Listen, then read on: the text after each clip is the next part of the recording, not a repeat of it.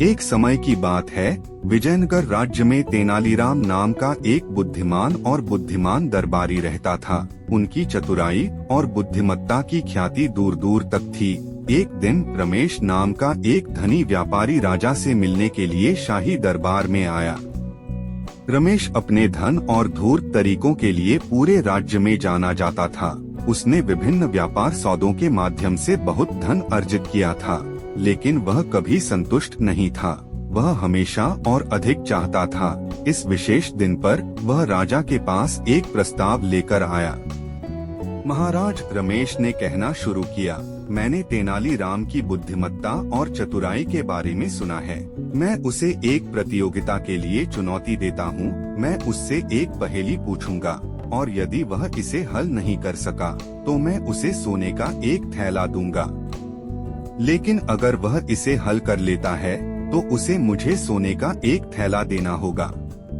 चुनौती से प्रसन्न होकर राजा इसके लिए सहमत हो गया। चुनौती के लिए हमेशा तैयार रहने वाले तेनालीराम ने बिना किसी हिचकिचाहट के चुनौती स्वीकार कर ली। रमेश ने अपनी पहेली बताई। तेनालीराम, यह मेरी पहेली है। मेरी जेब में 2 सिक्के हैं। उनमें से एक सोने का सिक्का है और दूसरा चांदी का सिक्का है। यदि आप मुझे बता सकते हैं कि सोने का सिक्का कौन सा है, यह तुम्हारे पास होगा। लेकिन यदि तुम नहीं कर सकते तो तुम्हें मुझे सोने का एक थैला देना होगा। तेनालीराम ने एक क्षण सोचा और फिर मुस्कुरा दिया। उसने राजा के कान में कुछ कहा और राजा ने सहमति में सिर हिलाया। बहुत अच्छा रमेश, तेनालीराम ने कहा, मैं आपकी चुनौती स्वीकार करता हूँ। मैं आपकी पहेली का उत्तर दूंगा, लेकिन पहले मेरा अनुरोध है कि आप महल के द्वार के बाहर कदम रखें। रमेश को विश्वास था कि तेनालीराम असफल होगा। सहमत हो गया और बाहर चला गया।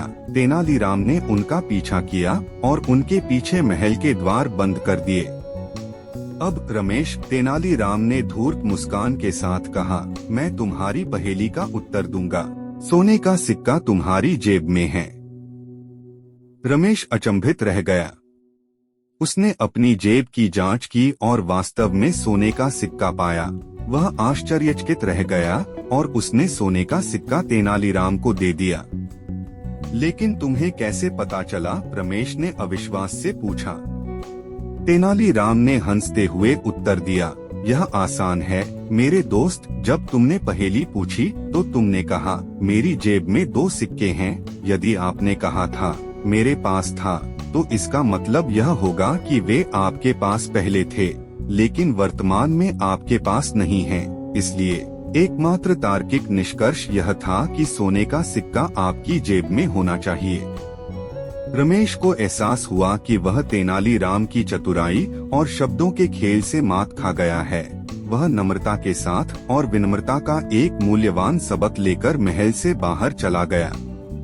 कहानी का सार यह है कि लालच अक्सर हमें जीवन में सरल समाधानों से दूर कर देता है। यह आवश्यक है कि हमारे पास जो कुछ है उसमें संतुष्ट रहें और अधिक की अतिरिक्त इच्छा से प्रेरित न हो, क्योंकि यह हमारे पतन का कारण बन सकता है। तेनालीराम की बुद्धिमत्ता और बुद्धिमानी ने यह याद दिलाया कि बुद्धिमत्ता और चतुराई सबसे चुनौतीपूर्ण परिस्थितियों को भी मात दे सकती